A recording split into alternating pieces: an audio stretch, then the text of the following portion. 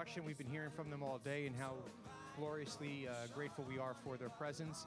So can I get your attention, please, so we can get going? And close the doors in the back, if you would. Thank you. Okay, so this session is set up for about an hour, so it's going to roughly, last a good 45 minutes or so. We have some questions that were brought forward before this, and I guess we can just go one at a time. I'll be on the floor with a microphone, as will Elizabeth, and then I'll just pass the microphone to the doctors here, and we'll kind of go from there. So if you want to start there, Rich, thank you.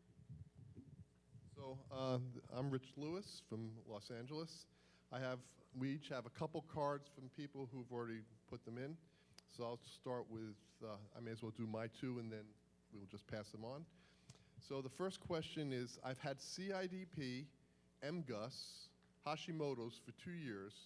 I felt that I was better last year. Is this normal progression?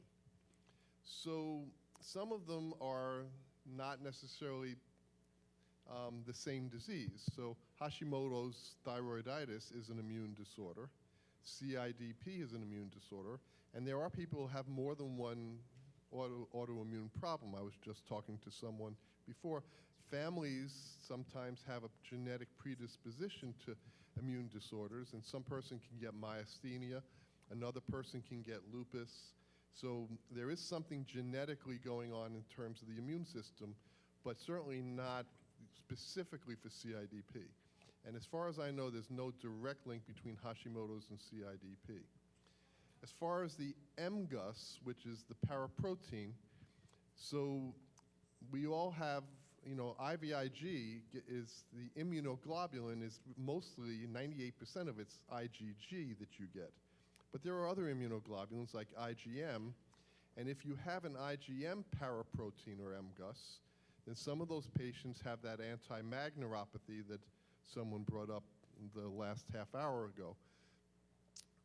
Some of these MGUSs really are not related to the CIDP, and many people over the age of 60 will have a paraprotein, and it may be not a significant factor. So you have 3 disorders that are not directly related. I'm glad you're feeling better. I don't know if it's a normal progression, but it's the one I like to hear about. And so it's really a matter of, if you're getting worse, then you have to figure out which of your disorders is causing it and directly treat that one. I hope that answers your question. The second card was, why is the fatigue so terrible? To me, that's an incredibly important question that I have no answer for. That in Guillain-Barre, clearly the patients, even those who seem to be physically completely recovered, fatigue still can be an incredible issue. What is it? And what is fatigue? What do you mean by fatigue? Is it muscle fatigue? Is it psychic fatigue, like I can't concentrate? Is it that I'm sleepy, that I need a nap during the day? So there's all different fatigue. I don't know what the answer is on this.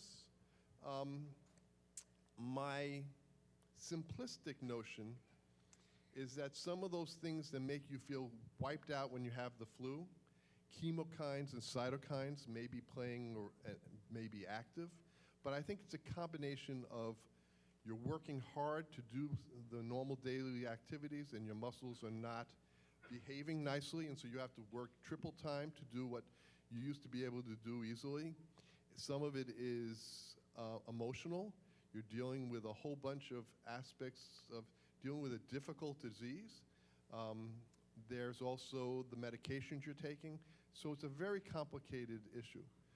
The thing that I do with patients with fatigue, the first thing I want to know about is how well they're sleeping. Because if they have a sleep disorder, we can deal with that. If they have sleep apnea and aren't aware of it, we can deal with that, and that'll help their fatigue without necessarily needing medications. And then other issues are do we know how you're really doing emotionally? Because this should take a toll on you to some extent. And if it is taking a toll, you may want to deal with that issue. And then the physical part is dealing with how much can you do and trying to figure out ways to make your physical activity easier for you. And then there are medications for fatigue if desired. So anyone else have comments on that? Well, some people would give things like modafinil and Provigil, or Provigil's the other name for it, if they're really having horrendous fatigue and that they'll sometimes give those medications. I'm not sure how successful they've been in my hands, but we sometimes do that. In my experience, fatigue is the hardest thing to treat and the last thing that gets better. So I have patients with Guillain-Barre who've made a magnificent recovery, but they still have fatigue. And with CIDP, because it's a persistent illness, then it stays with the patient. Rich brought up, make sure that you've ruled out other illnesses. So what illnesses give you fatigue? Stress, hypothyroidism, anemia, heart failure. So you really need to be checked out to make sure that your fatigue is not due to something else besides either your CIDP or your GBS. There are medications that have been tried for fatigue. I sometimes use amantadine. It never works, but I still try to give it. And then modafinil that he brought up before. It is approved for sleep disorders. It is not approved for fatigue, and it will probably not be approved by your insurance company, and you'll have to pay for it out of pocket. And then the other thing is just making sure that you plan your day in such a way that you don't wipe yourself out in the morning and then be faced with fatigue for the rest of the day. Okay, so this question is, does CIDP affect other things in the body, such as sinus problems, choking on food or drink, or chronic cough? And the general answer is no. CIDP is a true to form disease. It's a peripheral nervous system disorder that attacks peripheral nerve myelin, and it really doesn't affect other organ systems. Rarely, the nerves of swallowing can be affected, so there are patients, and this is really rare, can have swallowing difficulties as a function of their neuropathy. So that's certainly possible. I would say it's relatively uncommon. You can tie that in turn to chronic cough. And so if you have the nerves of your swallowing muscles affected from CIDP, and then you may not be clearing your airway properly, and you may be silently aspirating, in which case you develop a chronic cough. So you could relate those things. The sinus problems, not so much. So if you have chronic sinusitis or allergies, or you can't clear your sinuses properly, it's probably an unrelated issue and worth seeing a specialist about if it's a major problem for you. Likewise, if you have sinus disease, that can lead to a chronic cough. Reflux can lead to a chronic cough, nothing related to CIDP. So in general, it's really a pure neurologic, neuromuscular, neuropathy per se condition.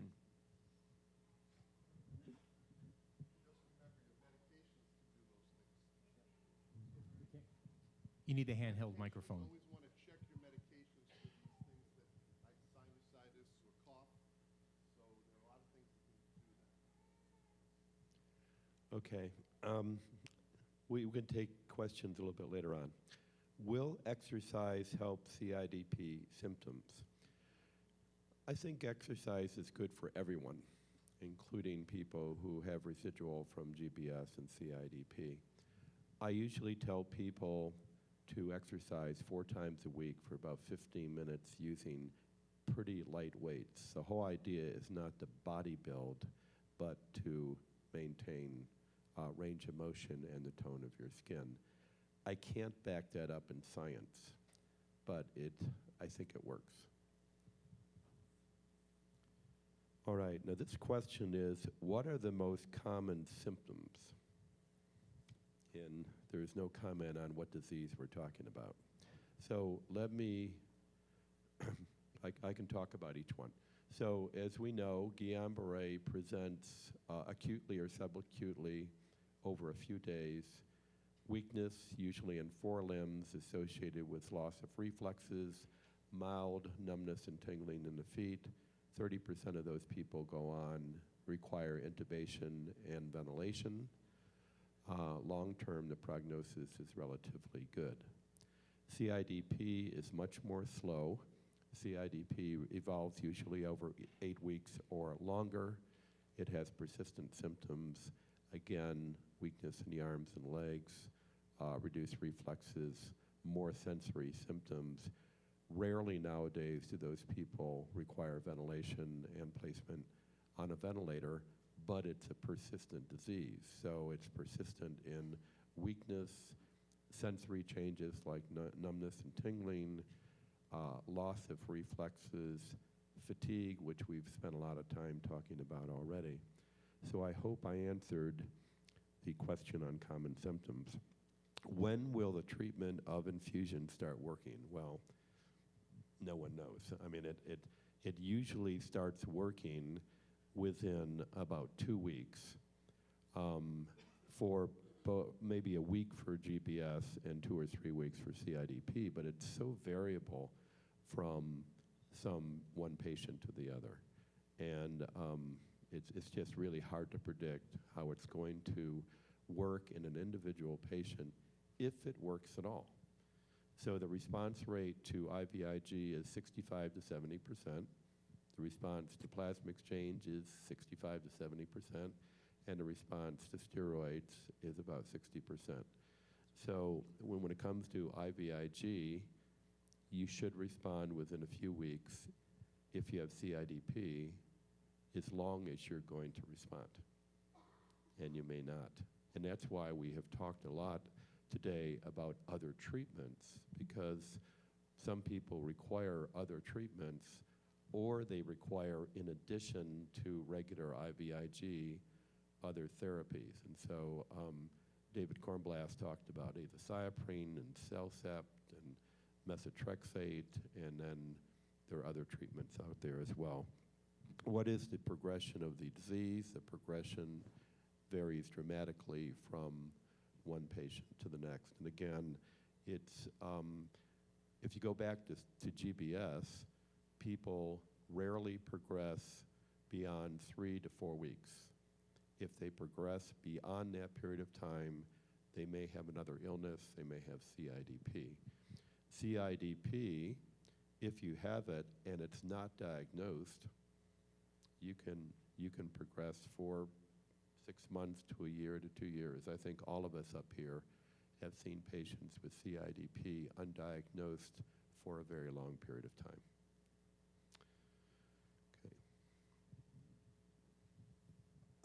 I have another question, but just to complete that a little bit, it is important to know what treatments work relatively quickly and what treatments don't. So I see patients sometimes, their doctor puts them on azathioprine or Cellcept, and their disease is progressing very quickly. Those medications, we don't know for sure in CIDP, but in most of the other diseases, take 6 months to a year or longer to really be active in the disease. That wouldn't be my first-line treatment for someone who I'm trying to get better quickly. IVIG can work quickly, and usually you know within 2 months. Pulse steroids about the same amount of time. Cyclosporin works in about the same amount of time. So there are treatments that work quickly. Plasma exchange works very quickly, maybe the quickest of all of them. So depending on how someone is doing is an important factor of what medications you should be put on. So just to put that in perspective. Any other thoughts on? So this question on the napkin is, what causes poor balance in CIDP? A number of different things can cause poor balance. The obvious one is weakness. So if you get weak in your knees are going to buckle, and that's going to give you poor balance. And if you have weak ankles, you're going to have poor balance too. You slap your feet, you can trip over your toes. That's going to give you poor balance. The treatment, if you have weak ankles, then braces, ankle-foot orthoses, can be extremely helpful in helping you ambulate. And there are some very nice, good ones out there, carbon fiber braces that can be very effective for walking and is a good treatment. And no one's asked this question, but I'm going to answer the question that you should ask, which is, if I'm put on braces, will I get more atrophy and will it make me lose because I'm not using it? And the answer to that is no, because the braces will not make you weaker. If you're going to wear them 24 hours a day and don't ever move your toes or your feet and don't ever put any pressure on it, then I guess that's possible.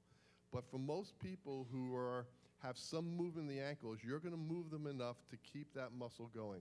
I would not use braces because you're worried that it's going to make you worse. It doesn't do that, and is an incredibly helpful piece of equipment that can help you function tremendously better. So please don't be afraid of getting good ankle-foot orthoses. And make sure that you get the right one for you, and you need to work with your doctors and physical therapists what brace places will give you the right equipment. So that's one thing. So weakness is one part of the balance issue. The other part of the balance has to do with your ability to feel things. So if you don't know where your feet are, you don't feel your feet on the floor, you're going to have imbalance. And there are some patients with CIDP with a variant of a sensory ataxic form where they're not even weak, and yet they have more trouble walking than some people who are weak. Because you need to know where your feet are to be able to walk. And these are the people who, if they close their eyes, they get incredibly wobbly, will fall because they need those visual cues to keep them on their feet because they don't feel their feet. So it's what we call sensory ataxia. There are other forms of ataxia which are not part of CIDP. If you had a stroke in your brain and had your cerebellum damaged, that would cause ataxia as well. So the ataxia, the poor balance in CIDP is from weakness and sensory problems, primarily. There have been recently introduced some new ankle-foot orthoses. The old ones were plastic, went down the back of your calf, underneath your foot. They worked. They were pretty unpopular, and I think most patients tried them, and many of them put them in the closet and never wore them again. There are some newer ones, the carbon ones, that are much lighter and fit over the front of your shin and hold your foot up. And I think if the original prescribed AFOs don't work, try other ones. Before I get there, sometimes I recommend that patients buy hunting boots. Now, why do I do something like that? Because hunting boots that lace up to the mid-shin, and if they're relatively tight, will hold your foot up. And maybe not as well as an AFO, but enough for people to walk. The hunting boots have to be halfway up the shin, they got to be light, and they have to be relatively tight. So I tell my patients to look them up. They're in the L.L. Bean catalog. They're in the catalogs. They're at the Bass fishing stores. I mean, we have plenty of those in Tennessee, but you probably have some locally. They have the most extensive array of light hunting boots I've ever seen. You can try those. They're $120 to $150, and they're probably still cheaper than an AFO. One other thing about the AFOs, because I do a lot of, I order a lot of these for not only for CIDP but for inherited neuropathies.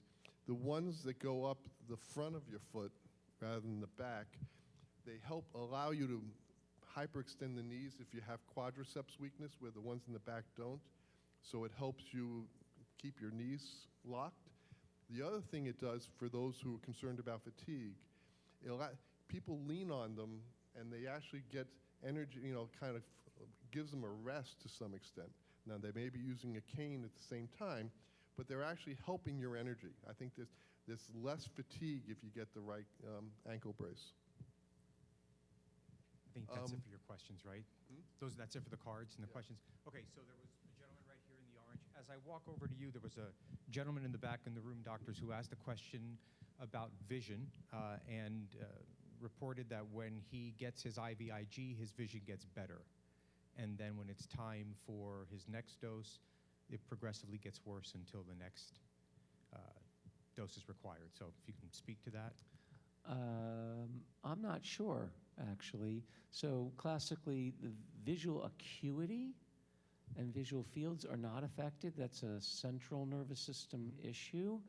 So I'm not really sure why the vision would change. There are some people who have double vision if their cranial nerves are affected with CIDP. Again, very rare, but possible that that would improve.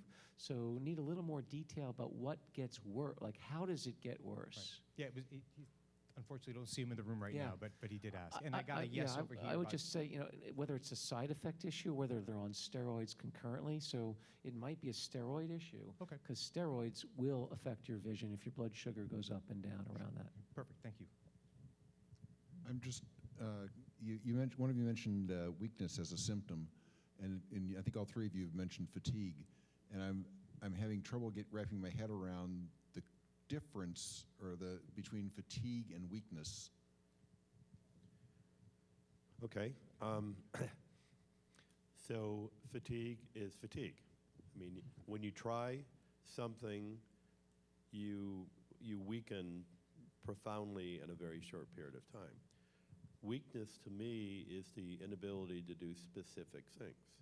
So climbing stairs, climbing a hill, raising objects above my head, use of my hands, fine motor movements of my hands, getting off the commode, that's weakness in those specific muscles. When the phrenic nerve and the diaphragm is weak, then you get short of breath. Fatigue sets in. You can begin with normal strength and fatigue. You can also begin with static weakness that fatigues easily. Okay, we have two mics going now. We're going to take a question here and then bounce back to Santo. Yes, thank you. I was wondering, I may have missed the information earlier in some of the other lectures, but has there been any hereditary or genetic tendencies towards the development of CIPD in terms of, for instance, I have that diagnosis now, and before it was even popular, my father had exactly the same symptoms and the same not paralysis, but weaknesses, required braces and all for ambulation, and both of us have had this, he had a cerebral nerve biopsy that diagnosed the demyelination as well as myself, and I was wondering if there are any series on hereditary thing. Of course, my son is concerned about it too. Yeah, he should be, actually. So the famous story Dr. Kornblath says when he gives a talk and a young woman got up and said, gee, I've been getting IVIG for a year, haven't gotten any better. And Dr. Kornblath says, well, gee, we should probably reconsider the diagnosis. And she said, gee, that's interesting because my father's getting IVIG and he's not getting any better either. So the first question I would raise is your diagnosis right? And do you have, in fact, a demyelinating form of a genetic neuropathy if your father had, in fact, the same thing that you have now? Hard to know if he's not around still, but that's the first thing I would wonder about. And sometimes it's hard in young people to distinguish them because they can both start slowly. The other issue is just as a broad view that CIDP is not a genetic disease. It doesn't run in families. There are rare cases, I mean really rare, of people with documented genetic neuropathies, CMT, Charcot-Marie-Tooth disease, who then, for reasons that are unknown, acquire CIDP on top of that. You can imagine how hard it is to make that diagnosis. But there are some clues, and those individuals do respond to the same treatments, at least when it was reported. Corticosteroids improve the CIDP portion of their neuropathy, obviously not the CMT portion. So it just begs the question, what is the accurate diagnosis in your situation? I know Dr. Lewis is dying to respond to this. Only because you can answer the question.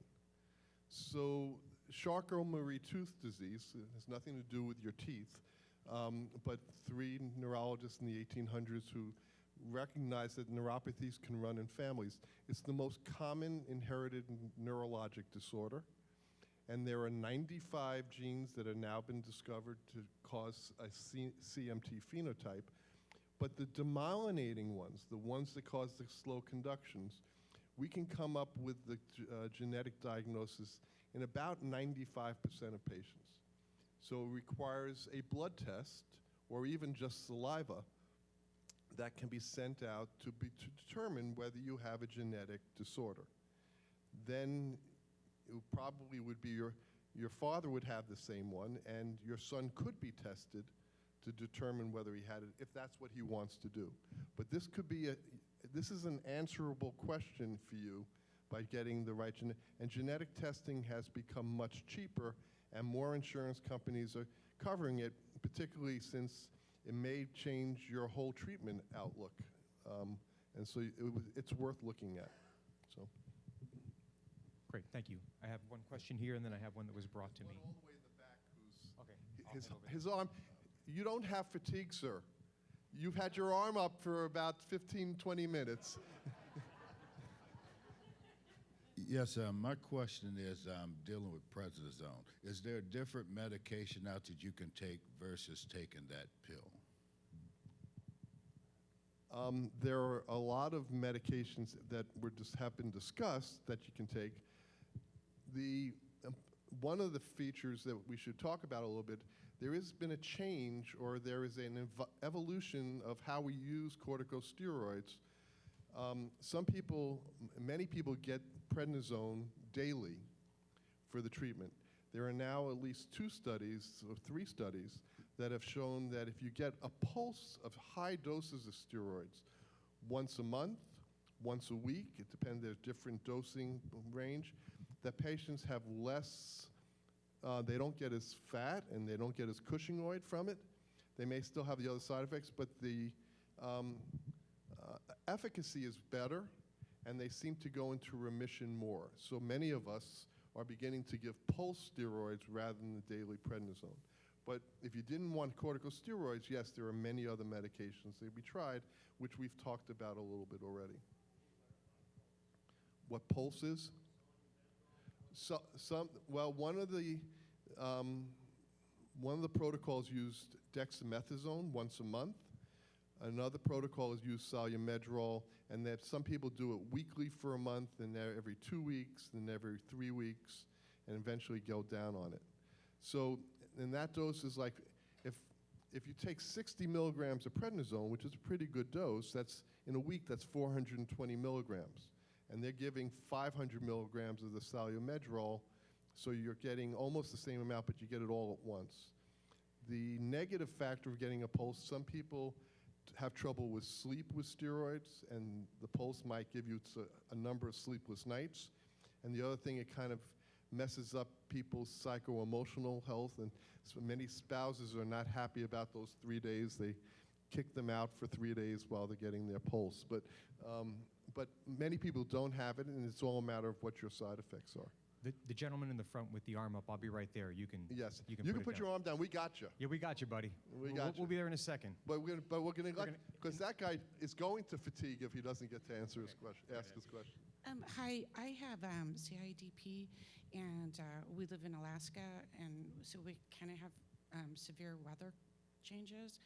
So when there's a significant one, I get leg spasms, fatigue, and this squeezing pressure on my body, and it goes away like really quickly. It can last for a couple of days while the weather's just shifting. What my question is there any research on that maybe Alaska is not the best place for me, that a warmer weather, less weather changes would benefit my quality of life? Yeah, so I'm going to answer that a different way, which is there are hard findings and symptoms that we can measure and that we make decisions about treatment. So if you have a balance trouble that's getting worse from CIDP and we treat it and make it better, we can see it, you can walk better, it's pretty clear. If you have weakness and you don't get your IVIG and you get a foot drop, and then we give you IVIG and your foot drop goes away, we can measure that. But there's a whole constellation of issues that I think are often related to environmental triggers. And you've alluded to one of them. Fatigue is another, actually. But symptoms like numbness and tingling and pins and needles and tightness, fatigue, pain, insomnia, all of these issues can fluctuate around a baseline. So it's really common to hear that. We don't make treatment changes in terms of the immune therapies because of that. We try and target the problem with special interventions if we can. So in your situation, maybe when it's a bad weather storm, you really bundle up. I mean, that seems obvious, but a lot of folks, it doesn't occur to them. In folks who miss meals and get hypoglycemic, they can get symptoms. If you're sleep deprived, that I often hear aggravates symptoms. If you're anxious, depressed, have insomnia, that can aggravate your symptoms. So it's important to recognize the symptoms are real, it's what you feel, and they can fluctuate a lot around a baseline. We try not to chase those with the immune therapies, but that doesn't mean we shouldn't address those issues and see if we can improve your quality of life. That's different from, gee, should I take more prednisone because I get this feeling when a cold front comes in? The answer is probably not. As I walk toward the gentleman with the very strong right arm. Let me just, one of the issues in terms of cold, I know many of you who have weakness in the legs know that your legs get pretty cold. And that is an issue which has to do with temperature control, how your muscles are important in terms of temperature, and it is a problem. You got to wear long underwear and lots of socks, or move to Los Angeles, where we don't ever get cold. So here, when one knee but not both at the same time start to collapse from time to time, but never fully collapse, will more exercise, otherwise strengthening, correct this? So it's another question about exercise. And my take on exercise is that exercise helps, but it doesn't fix the problem. So you're not going to make the nerves better or make the regeneration of the muscles better if you're treating the disease. But it sounds like if your knees are buckling, that your quadriceps muscle is a little bit weak. And so that's where that knee will buckle if you get in the wrong posture, if you're on a slope. Going down, sometimes steps is hard with your knees.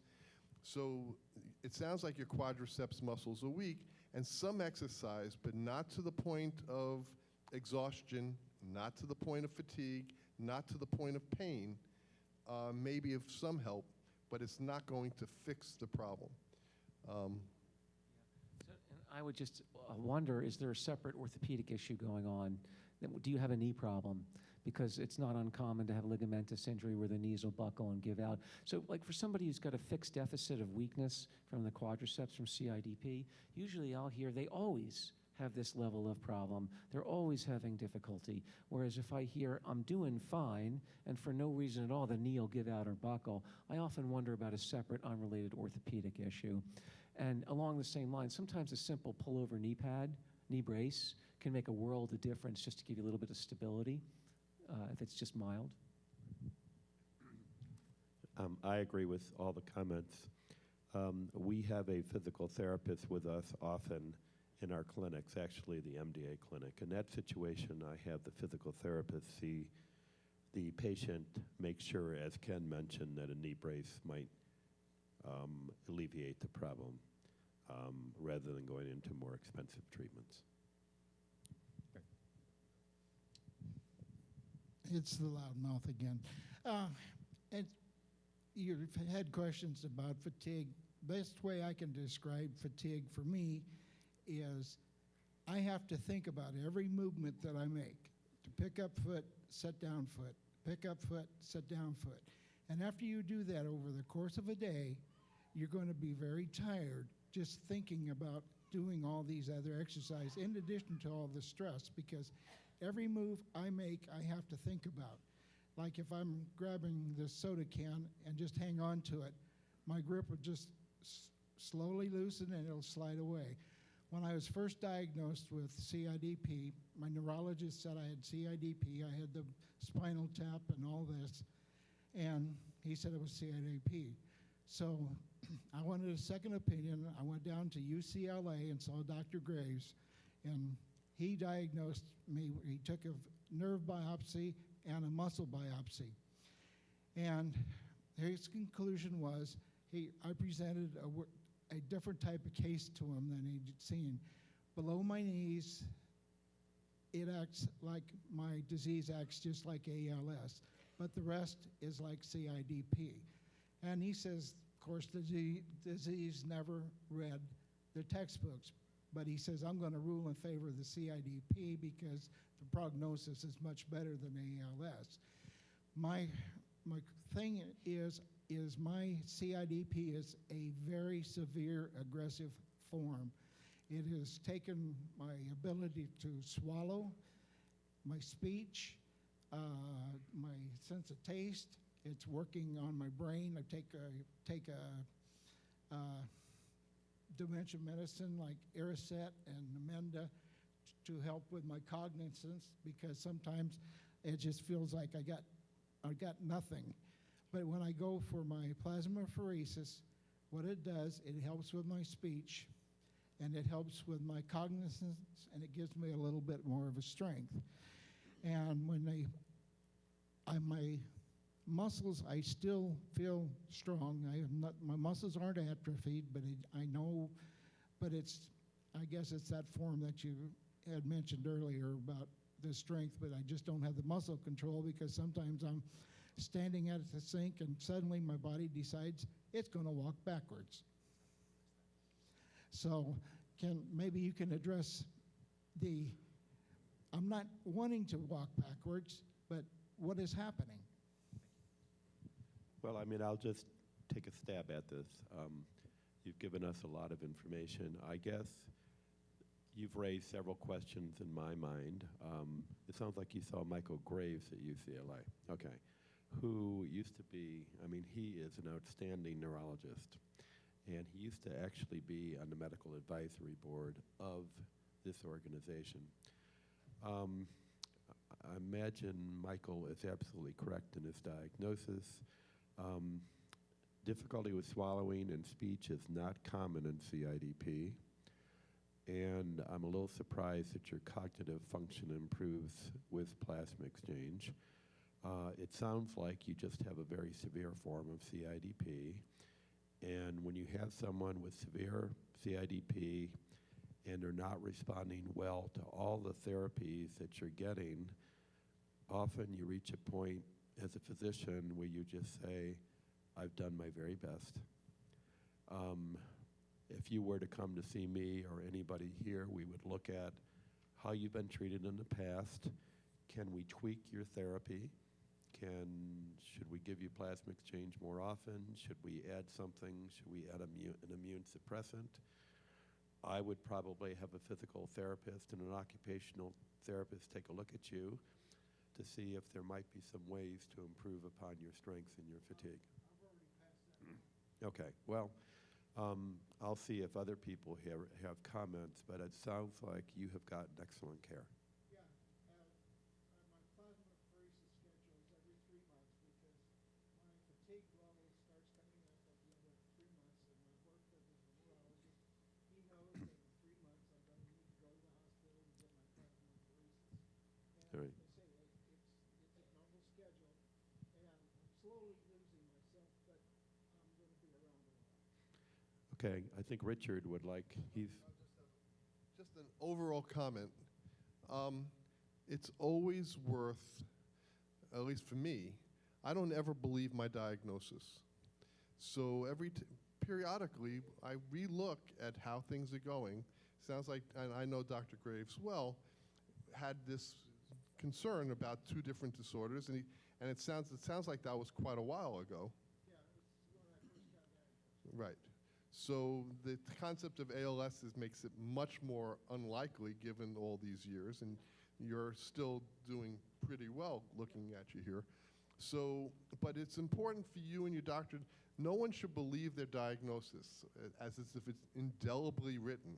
So we should always really think about it. When people do not respond to treatments, we need to rethink the diagnosis.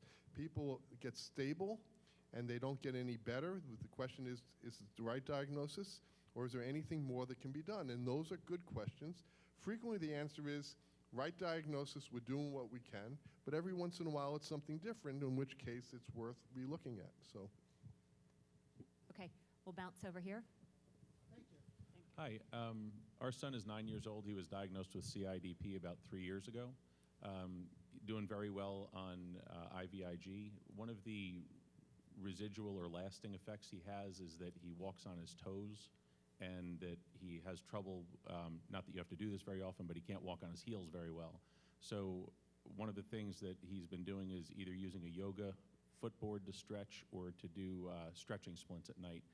And I'm just curious, is doing that going to have any effect other than making him a little bit more flexible? Because I know it's not helping the myelin regrow or anything like that. So is there a positive benefit to continuing doing such a thing to actually help him?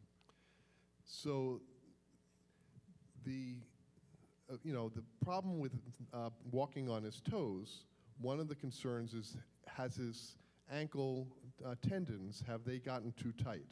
And so stretching them is a good thing. Getting in the right braces are a good thing.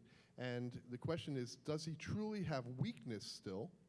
Or is it sometimes they can't get it up because the ankle heel cords are so tight they can't move. If that's the issue, then really a good orthopedic foot person should look at it with you and see what else can be done. Between physical therapy, night splints, all those things, if you still can't get them stretched, sometimes an orthopedic procedure is sometimes necessary. So I would look at it from an orthopedic standpoint as well as the neurologic one. Okay, we'll take a question over here, and then I'm going to bounce to the gentleman in the middle.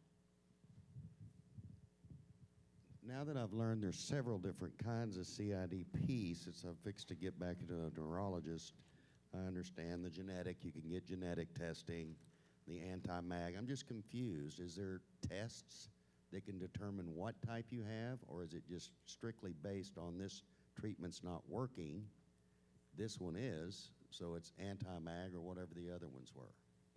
So maybe we weren't clear before. So there are diagnostic criteria for these diseases. In order to make the diagnosis, you need to meet the criteria. That's the starting point. So there are genetic diseases. They run in families. The history is different, very slowly progressive. The electrical studies look different. For the purposes of typical CIDP, it is a disease that causes progressive weakness and sensory loss and balance trouble over 8 weeks.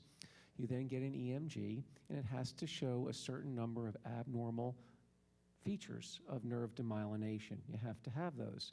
If you don't have them, you don't meet the EMG criteria. We often do a spinal fluid analysis. The protein is elevated in the majority, but not all cases. In certain situations where we think you may have the disease, but you don't meet the EMG or spinal fluid criteria, sometimes we'll get a nerve biopsy looking for inflammation and demyelination. If you get that far along and you don't meet the criteria for typical CIDP, you probably don't have the disease.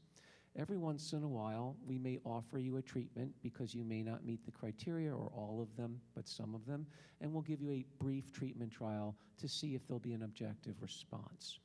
That's the story. So if you're not in that category, we need to be rethinking about the diagnosis. Anti-MAG is a different neuropathy.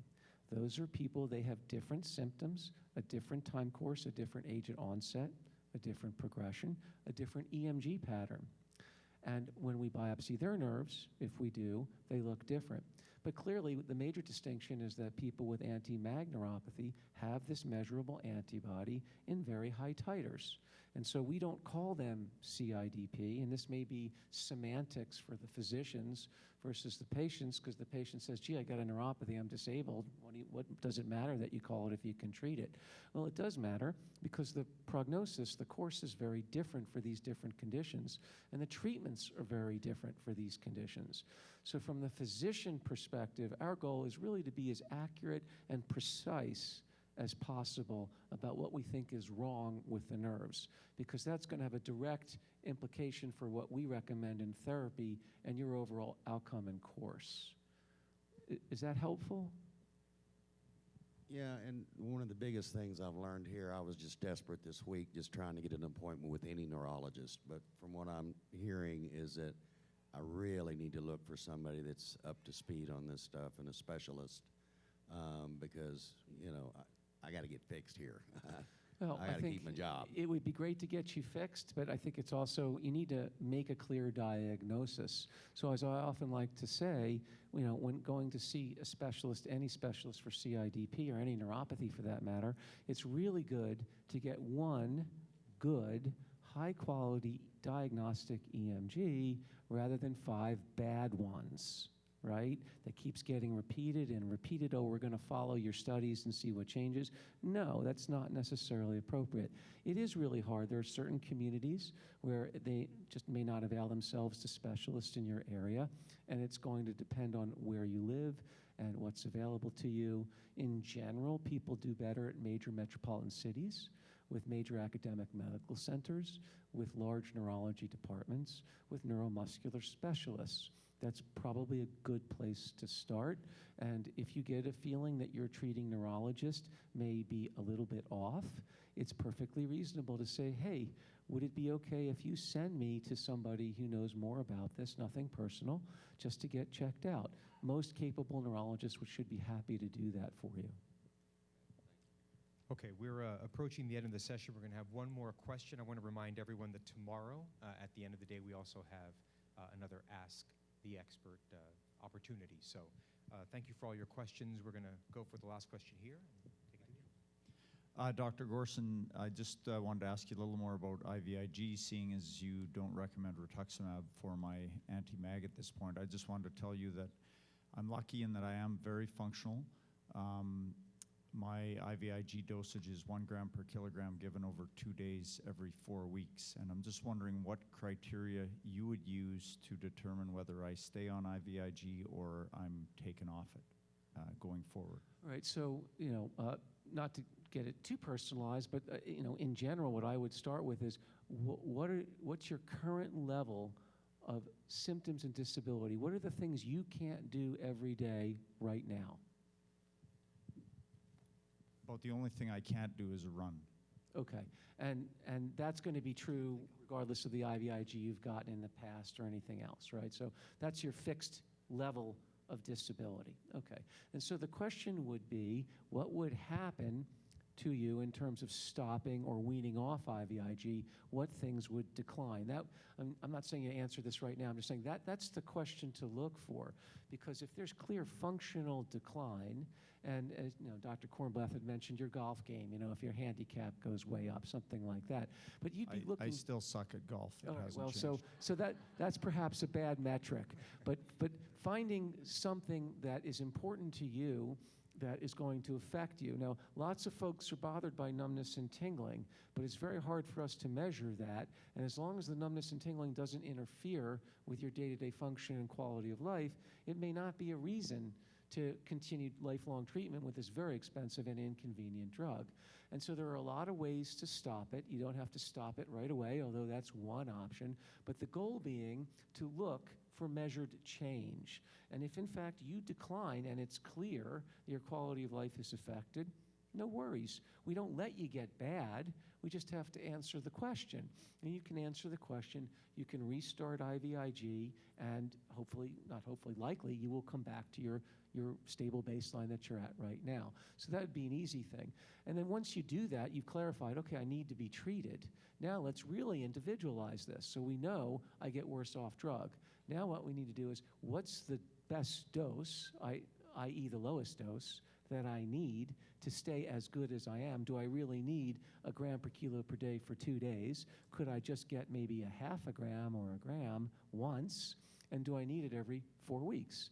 Is it possible I might do well every 5 or 6? And this is just individualizing it, but it's going to make your life a whole lot better in terms of how often I need to be inconvenienced to get this treatment. And boy, is your insurance company going to love you to be able to come off this in some fashion, or lower dose or less frequent.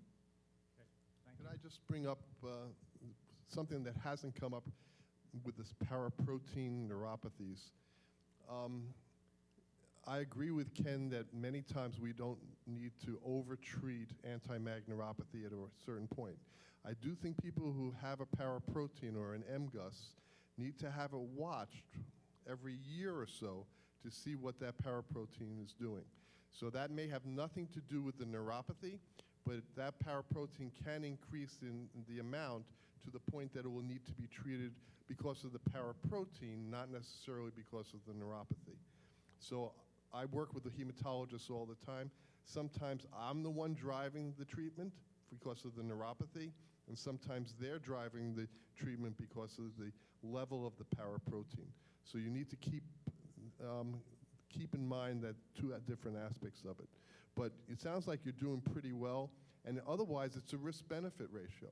Is it worth taking the risk of these treatments to get you back running? And the risk could be quite serious, although rare, but it could be, people have died from some of these treatments, and so you have to decide whether it's worth it or not. And that's always a question. Thank you. So, are we closing up, Santa? Because I actually want to ask the audience a question. Sure, no, go right ahead, absolutely. Yeah, so how many folks were here today for the stem cell transplant talk? Okay, so almost everybody, actually. Okay, and so after that talk, how many now, as you heard that talk, would actually look to consider to have a stem cell transplant?